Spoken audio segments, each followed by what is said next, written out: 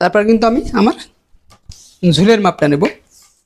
আমার ঝুঁকা দেব, দিয়ে এখানে ঠিক একটা মার্জিন দিয়ে নেবো, আরও 1/2 ইঞ্চি নিচে একটা মার্জিন দেব। 5.5 মার্কা দেব, আরও 1 ইঞ্চি এক্সট্রা মার্কা দিয়ে নিলাম। এবার আসে আমি হায়ের মাপটা, আমি এখানে 14 মার্জিন দেব। 14 মার্জিন দিয়ে ঠিক আমি এখানেও একটা, যে যেরকম ঘের পরে আপনারা ঠিক সেই অনুযায়ী আপনারা কামিজের ঘেরগুলো দেবেন। এবার আমি